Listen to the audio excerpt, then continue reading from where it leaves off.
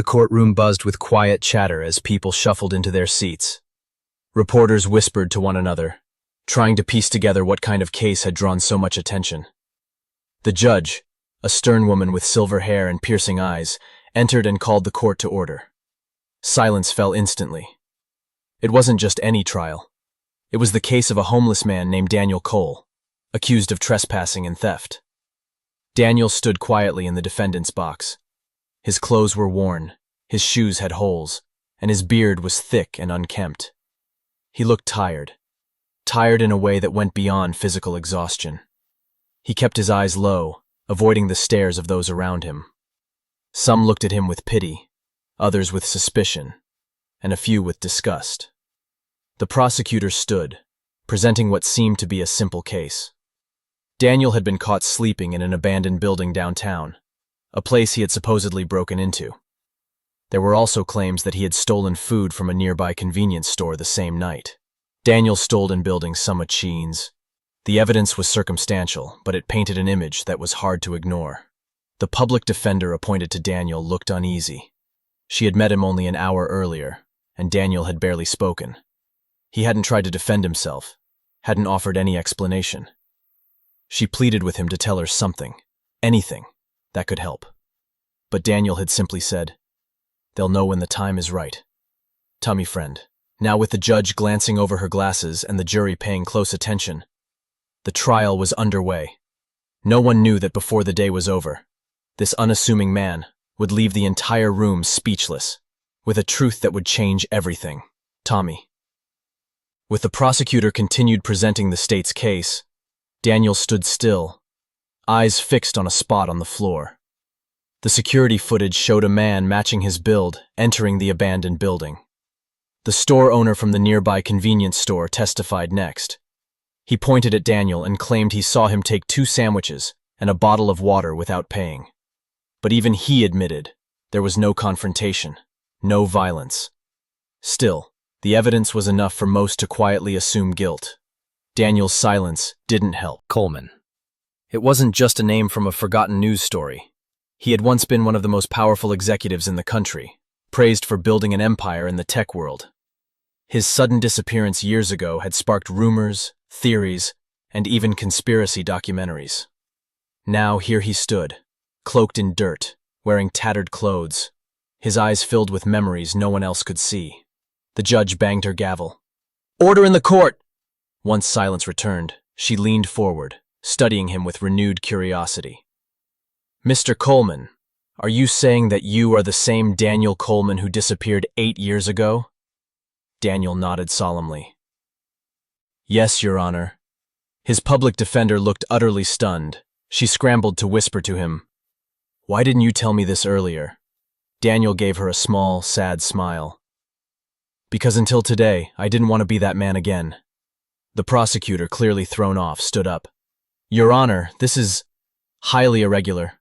If what he's saying is true, we need to verify his identity immediately." But the judge raised a hand. "We'll get to that. Right now, I want to hear more from Mr. Coleman." Daniel took a breath. "The day I disappeared, I lost everything. Not just my fortune, not just my business. I lost my wife, my daughter, my will to live. I stepped away because I believed I had destroyed the lives of everyone I loved." The courtroom hung on his every word. This wasn't just a defense. It was a confession of a different kind. A man not just fighting charges, but confronting his past. "I didn't come here to escape justice," he said quietly. "I came here to face it."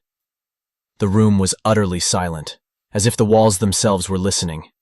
Daniel's voice remained steady, though the pain beneath it was unmistakable. "I had everything," he continued. "A company valued at billions, a wife who believed in me, a daughter who looked up to me. But I lost sight of what mattered. I let ambition turn into obsession. I pushed too hard, trusted the wrong people, and made decisions that had consequences." He looked at the jury, not with the desperation of a man trying to be acquitted, but with the honesty of someone finally unburdening his soul.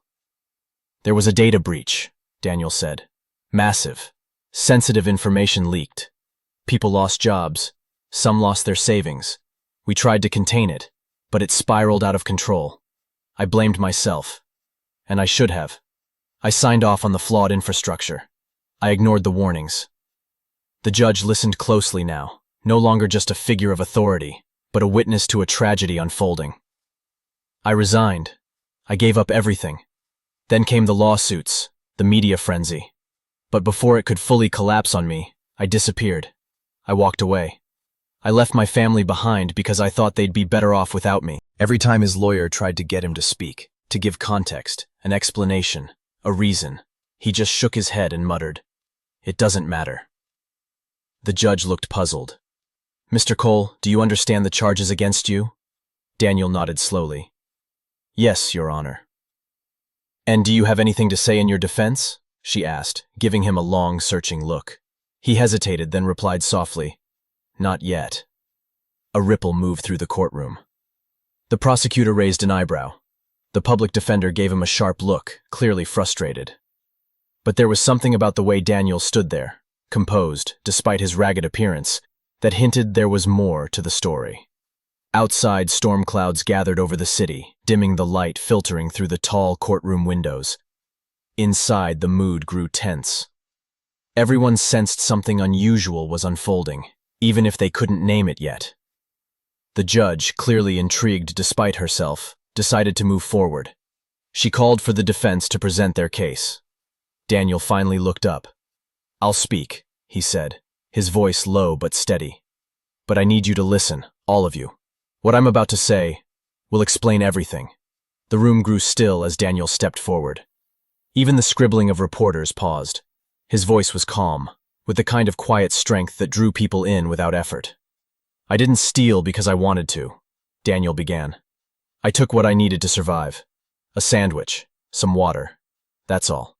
But the real reason I'm standing here, it goes far beyond that."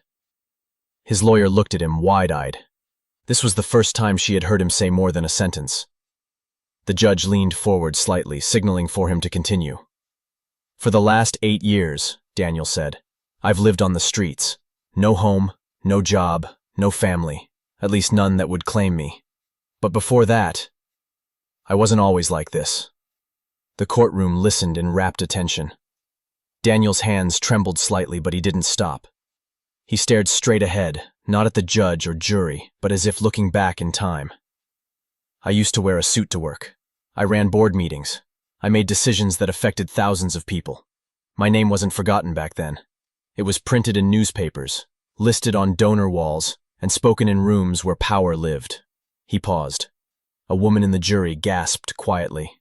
Daniel looked over at the prosecutor and said, "Do you know the name Daniel J. Coleman?" There was a flicker of recognition. The judge raised an eyebrow. Several people in the courtroom exchanged glances. "I was him," Daniel said simply. "I am him. CEO of Coltech International. Or I was. Until I disappeared." A stunned silence fell over the room. The kind that's only broken when something you thought impossible suddenly becomes real. A low murmur swept through the courtroom as the names sank in. Daniel J. They weren't looking at a scandal anymore. They were witnessing something rare. Redemption. That evening, Daniel found himself sitting at the dinner table in Julia's modest home. It was quiet, intimate, familiar and yet strange. The last time he'd sat across from Julia and Emily at dinner, Emily was a child and his phone never stopped buzzing. Now, the silence was sacred. Julia placed a bowl of soup in front of him. "It's not gourmet," she said with a soft smile, "but it's hot." Daniel looked up at her, emotion threatening to crack his voice. "It's perfect." Emily sat beside him, scrolling on her phone. "Dad, you're trending," Daniel chuckled. "I guess I've been trending for all the wrong reasons." "Not anymore," she said. "People are calling you the CEO who came back from nothing. Some are saying you're proof that no matter how far someone falls, they can climb back." He didn't know how to respond. Fame had once meant everything to him. Now it felt like a ghost. But looking at his family, together again after so long, he realized something. He didn't need the world's approval anymore. He had come home. Weeks passed, and Daniel slowly began rebuilding. Not a company, but a life. He started with the basics, a clean shave, a visit to a doctor, and some much-needed rest. With Julia's encouragement, he began attending therapy sessions to unpack the years of guilt and loss that had buried him. For the first time, he talked about the collapse of Coltech, the pressure that consumed him, and the day he walked away from it all. The community responded in ways he never expected. People reached out with messages of support. Former employees, strangers who had once envied him, even fellow homeless individuals he had lived alongside came forward. His story had touched a nerve. It reminded people that behind every headline, there's a human being, flawed and fragile. A local university invited him to speak to their business students. At first, Daniel hesitated, but Emily encouraged him. "You have more to teach now than you ever did in a boardroom," she said. So he stood before a packed auditorium, not in a tailored suit, but in simple clothes, and told the truth. About success, about failure, about losing yourself and finding your way back. He ended his talk with a message. Measure your worth not by what you own, but by what you can rebuild after you've lost it all. A standing ovation followed, not for the former CEO, but for the man who had returned from rock bottom with humility and heart. That night, he and Julia sat on the porch under the stars. "You ever think about starting again?" she asked gently.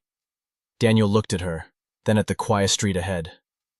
"Not the way I did before, but yes, I think I already have."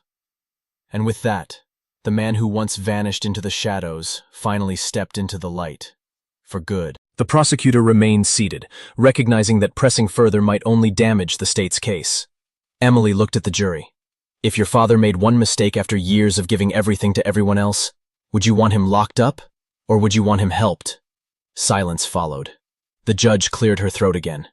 "We'll take a short recess before continuing with the closing arguments." Daniel looked at his daughter in awe. She had grown into someone strong, someone kind.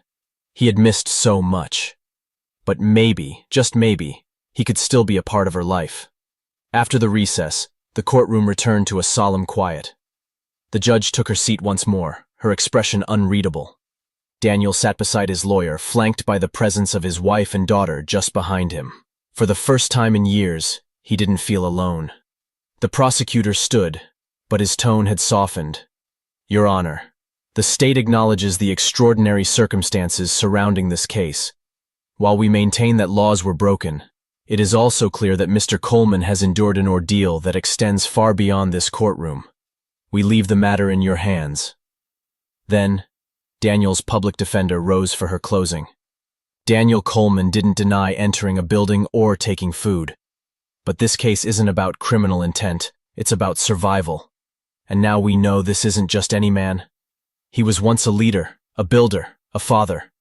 He lost everything, including himself.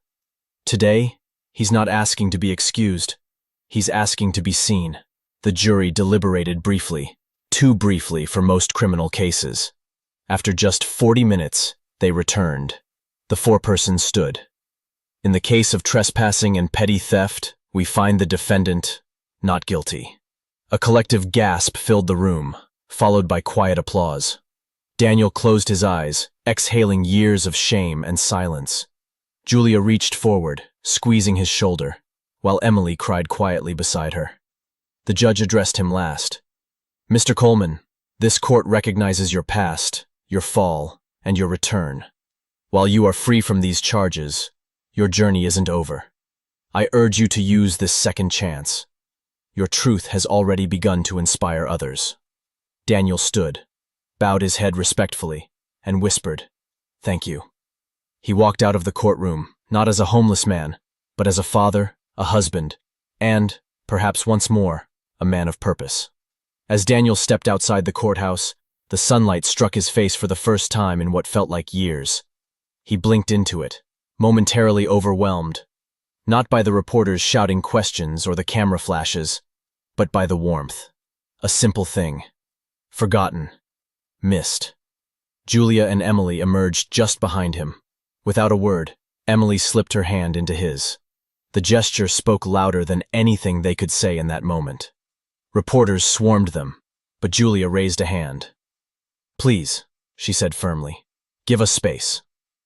To their surprise, the crowd pulled back. Julia looked both older and stronger than he remembered, like someone who had survived her own war. Emily, now a grown woman, had his eyes. He didn't speak. He couldn't. The emotion caught in his throat like a stone. Julia stepped forward and whispered, "It's really you." Daniel nodded, tears falling freely now. The bailiff, unsure whether to intervene, glanced at the judge, who had just entered, and saw what was unfolding. She didn't stop it. She just let it happen. Emily stepped beside her mother and looked into her father's face. "Why did you leave us?" Daniel swallowed hard. "Because I thought I had destroyed everything. I thought I didn't deserve to be your father anymore." Julia reached out, placing her hand on his. "You were wrong," she said gently. "We never stopped loving you." Gasps echoed around the room. The silence that followed wasn't from shock. It was reverence for a moment no one expected to witness. After the emotional reunion, the judge cleared her throat and gently tapped her gavel. This court appreciates the gravity of this moment, but we must return to the matter at hand. Julia and Emily took seats behind the defense table, their eyes never leaving Daniel. The public defender rose. "Your Honor, given the new evidence and the confirmation of Mr. Coleman's identity, we request a re-evaluation of the charges. Furthermore, we'd like to call a character witness." The judge nodded. "Proceed." To everyone's surprise, it wasn't Julia who stood, it was Emily. Now confident, composed, and driven by years of unanswered questions, she walked to the stand and took the oath. The courtroom watched in awe. "My name is Emily Coleman," she began. "I am Daniel Coleman's daughter. I was 14 when my father disappeared. For years we thought he might be dead. The police investigated. We held a memorial, but deep down, I always believed he was alive." Tears filled her eyes, but she didn't break. "He didn't just vanish from our lives. He vanished from himself. And yes, he made mistakes. But my father isn't a criminal. He's a man who lost his way." As the gavel struck, Daniel stood silently, but outside the courthouse, the world had already started whispering his name again. By the time Daniel stepped out of the courtroom that afternoon, the media had already caught wind of the shocking revelation. Cameras flashed. Reporters crowded near the courthouse steps, shouting questions. "Mr. Coleman, where have you been all these years? Is it true you've been homeless? Do you plan to reclaim your position at Coltech?" But Daniel kept his head low, saying nothing as he was guided into a police transport van. Though not a danger to the public, he was still in custody, formally charged yet now regarded very differently. That night, news channels across the country lit up with the story. "Missing Tech CEO found homeless and on trial," one headline read. Photos of Daniel from before and after his disappearance were displayed side by side. Once confident and polished, now weary but dignified. Inside a quiet suburban home on the outskirts of Chicago, a woman sat frozen on her couch. Her hand trembled as she clutched a photo, the same one Daniel had shown in court.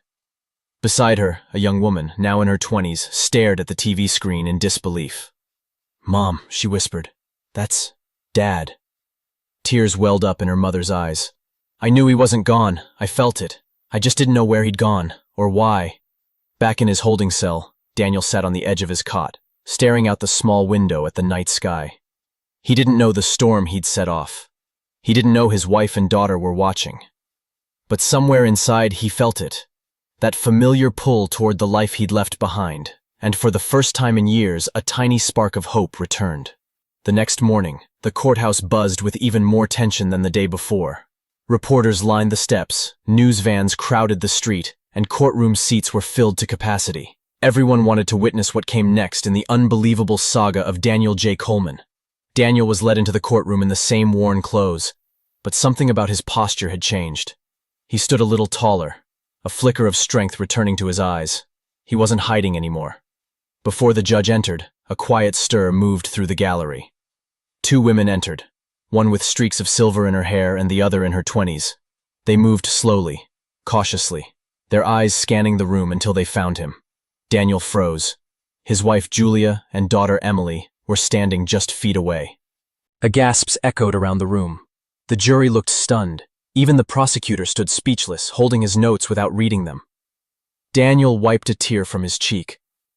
I became someone else, a ghost. I wandered city to city, job to job, sleeping in alleys and shelters. The man I used to be died the day I walked out of that boardroom. On he looked around the courtroom, his voice soft but resolute. But this, being here, this is the first time in years I felt alive again. The judge leaned back, visibly shaken. Mr. Coleman, she said, this court isn't here to try your past. But these are serious revelations. Do you have any proof of your identity? Daniel reached slowly into the inside pocket of his torn coat. From it, he pulled a small folded envelope, worn and weathered from time. He handed it to his lawyer, who quickly passed it to the judge. Inside was a faded photo, Daniel, his wife, and their daughter, smiling in front of the Coltech headquarters. On the back, scribbled in his daughter's handwriting, were the words, "To Daddy, my hero." The judge studied it, then handed it to the clerk. She nodded. That handwriting matches previous samples from the Coltech archives. And the man in this photo? He does resemble Mr. Coleman. The age difference and beard make it hard to tell, but it's plausible. Daniel lowered his head. My wife tried to find me. I know that. I saw her on television once, pleading for me to come home. But I couldn't face her. I thought I had ruined everything. A juror wiped tears from her eyes. Do they know you're alive? The judge asked. Daniel shook his head. No, and I don't know if they'd even want to. The public defender, finally regaining composure, stood beside him. Your Honor, I request a delay in proceedings so we can verify Mr. Coleman's identity. If he is who he says he is, this changes everything, not just for this case, but for the people who've been searching for him for nearly a decade. The judge nodded slowly. Granted. This court will reconvene tomorrow at 9 a.m.